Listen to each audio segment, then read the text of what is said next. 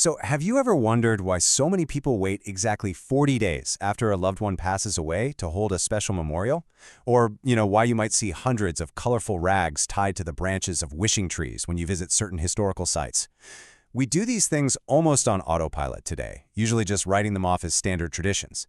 But what if I told you that these everyday habits are actually ancient echoes?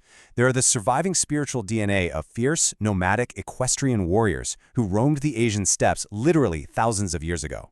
Today in this explainer, we're going on a massive journey. We're going to track how the ancient Turkic nomads fundamentally reshaped the physical map of the world beneath their horses' hooves while simultaneously building this vast, complex spiritual universe just by looking up at the sky. Okay, let's dive into this. Today we'll be covering great migrations that shaped history, 3 great migration waves, the ancient Turkish belief system, shamans, spirits and Kut, and finally, traces remaining from past to present. Section 1. Great migrations that shaped history. To really understand the spiritual world of the ancient Turks, we first have to understand their physical reality. The nomadic pursuit of better pastures wasn't just some quirky cultural lifestyle choice. It was a hardcore survival strategy in the incredibly harsh, unforgiving steppes of Central Asia. These equestrian nomads lived in an environment that was heavily impacted by brutal droughts, sudden population growth, and intense tribal conflicts. And because their entire society was built on horseback, meaning they were highly mobile, heavily armed, and incredibly fast, when they moved to escape these rough conditions, they didn't just quietly relocate. They triggered a massive historical domino effect. They pushed neighboring tribes, who then pushed their neighbors, creating this literally unstoppable wave of demographic and political change that fundamentally altered global borders forever. Section 2. 3 great migration waves. Let's move through this timeline chronologically and see how this builds, because when we talk about a nomadic domino effect, we are definitely not talking about minor border skirmishes. We are talking about massive, world-altering geopolitical shifts. Right back in the 4th century, the Huns pushed westward, launching the Great Migration of Tribes. This sheer pressure actually shoved Germanic tribes right into the Roman Empire, which ultimately caused the collapse of Western Rome and plunged Europe straight into the Middle Ages. Fast forward to the 11th century and we see the Seljuk Turks moving into the Middle East and Anatolia. The pivotal Battle of Malazgirt in 1071 essentially kicked open the doors of Anatolia, transforming the demographic and cultural makeup of the entire region. And finally, in the 15th and 16th centuries, we see the immense expansion of the Ottoman Empire across 3 separate continents. Now, the micro connects to the macro here in a truly fascinating way. By the 15th and 16th centuries, the Ottomans had conquered key cities like Constantinople and completely monopolized the lucrative silk and spice routes. The Mediterranean practically became a Turkish lake. So what happened? Well, European powers were completely blocked from their vital trade routes to Asia. Out of pure economic desperation, they were forced to look westward across the Atlantic to find new paths. Think about that for a second. This Ottoman blockade inadvertently sparked the European Age of Discovery, Columbus's voyages, and the colonization of the Americas. It is an absolutely staggering domino effect that was started by nomads just looking for grazing lands centuries earlier. Section 3. The ancient Turkish belief system. So, we've seen how these powerful nomadic conquerors moved across the physical earth. But what was anchoring them internally? When they looked up from the endless, flat steppe, what exactly did they see? Well, at the very top of their spiritual hierarchy was Tengri, or Kök Tengri, the blue sky. But Tengri wasn't just a physical sky for them, it was the supreme deity holding 4 core responsibilities. Tengri was the creator of the universe, the appointer who granted rulers their absolute legitimacy, the protector of the Turkic people, and the strict punisher of anyone who showed disrespect or broke oaths. It's really crucial to look at this neutrally. Try not to see it as a modern organized religion with a specific holy book, but rather as a deeply ingrained, highly functional theology that governed exactly how these people interacted with the universe around them. They essentially viewed the universe as a 3-tiered cosmology. The top tier was the sky, that was the realm of Tengri, luminous spirits, and the heroic dead. The middle tier was the earth, which was shared by living humans and countless powerful nature spirits. And the bottom tier was the underworld, a pretty dark place meant for malevolent entities. Connecting these 3 realms was often envisioned as a massive 9-branched tree of life. This was a cosmic axis that basically allowed spiritual energy to flow between the different layers. As you can probably tell, it's a framework that heavily mirrors our modern concepts of heaven, earth, and hell. Okay, let's address a historical taboo directly. When we look at ancient, powerful empires, we often find a slightly darker reality hiding behind the grand myths. So, did the ancient Turks practice human sacrifice? It's definitely a provocative question, and one that tends to make us modern folks a bit uncomfortable.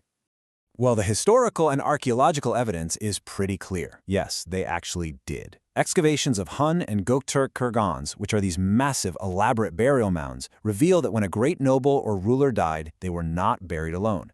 Right alongside their weapons, their horses, and their wealth, archaeologists have found the remains of war captives. Now, the logic here was deeply pragmatic within their specific belief system. They believed that life continued in the next world exactly as it did in this one. Therefore, a powerful noble would naturally need their servants, their horses, and their guards in the afterlife. It really wasn't about malice. It was simply about ensuring the ruler's status and comfort in the world beyond. Section 4. Shamans, Spirits, and Cut. With such a wildly complex, three-tiered universe full of gods, ancestors, and nature entities, the average nomad definitely needed help navigating the invisible world. But before we get into the shamans who bridged these realms, we have to talk about power. In this society, political power wasn't just about having the biggest army. It actually required something called kut. Kut was a divine mandate. It was a sacred charisma directly bestowed by Tengri. If a ruler like Oghuz Khan was victorious in battle, it proved, beyond a doubt, that he possessed kut. If he failed, it meant Tengri had taken that kut away. Because this kut resided in the royal bloodline, their blood was considered physically sacred. In fact, if a royal family member had to be executed for any reason, it was strictly forbidden to spill their blood on the earth. Instead, they were strangled with a silk bowstring. This profound respect for the divine right to rule shaped their entire political structure. And this brilliantly illustrates just how incredibly nuanced their understanding of existence really was. Look at how they divided the concept of the soul.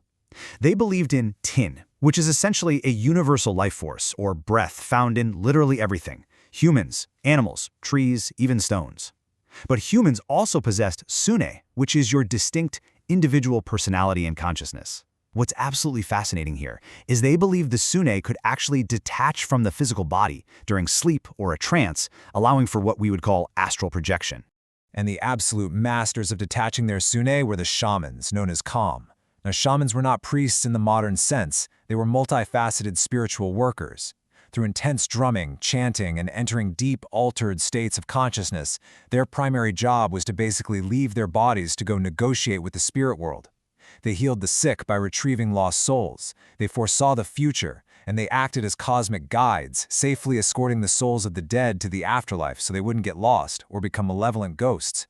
They also interacted heavily with the entities of the Middle Earth. The nomads held a deep, almost reverent fear of Yersu, which were the sacred spirits of mountains, forests, and water sources. You couldn't just pollute a river, you would directly anger the Yersu. Alongside Tengri, one of the most revered figures was the female deity Umai. Umai was the fierce protector of women, mothers, and specifically unborn children in the womb. She really represents how deeply interconnected the ancient Turks were with the brutal, yet fiercely nurturing forces of nature and life. Section 5. Traces remaining from past to present. As centuries passed, the Turks eventually migrated into the Middle East and Anatolia, and their primary religion shifted to Islam. But here is the great secret of history. Beliefs don't just vanish, they adapt. We can see this final synthesis in a truly fascinating quote from the 11th century scholar Mahmud al-Kashgari. When early Muslim Turks began translating Islamic texts, they didn't just abandon their old vocabulary. Now, what's really interesting about this slide is that they fluidly mapped the ancient word Tengri directly onto the concept of Allah. In early Quran translations, the word for God was very often written as Tengri. This wasn't seen as a contradiction at all. They seamlessly merged the ultimate sky creator of the steppes with the monotheistic creator of their new faith, carrying their linguistic and spiritual heritage right into their new identity. And that brings us right about full circle to the beginning of our explainer. When we mark the 40th day of mourning today, we are actually echoing an ancient shamanic belief about the exact amount of time it takes for a soul to fully detach from the physical world and finally find its way to the afterlife. When people tie rags to wishing trees, they are directly interacting with the ancient Yersu, the nature spirits of the trees. Ever wonder why some older folks will scold you for pouring water on a fire to put it out? Because fire was considered a sacred, purifying force that simply shouldn't be disrespected. Why shouldn't you sit on a doorway threshold? Because ancient belief held that protective house spirits lived exactly there. These aren't just random superstitions, guys. They are direct, unbroken lines right back to the steppes. So, the crucial point is this. We are all living in a world built by these dual journeys. The physical pursuit of better pastures by these ancient horsemen triggered a domino effect that quite literally redrew the geopolitical map of Europe, the Middle East, and indirectly, the Americas. But their spiritual journey, their profound reverence for the sky, the earth, and the soul, didn't get left behind in the dirt. It traveled with them. It adapted, it morphed, and it embedded itself so deeply into the culture that it literally became the invisible DNA of modern people. It really makes you look at your own habits a bit differently, doesn't it? I mean, if a 3,000-year-old nomadic belief about the sky and the earth still dictates how we mourn our loved ones, how we make wishes, and even how we walk through a doorway today, what other ancient invisible forces are secretly guiding your daily life right now, just hiding in plain sight? Thank you so much for joining me on this explainer, and I really hope you never look at a wishing tree the same way again.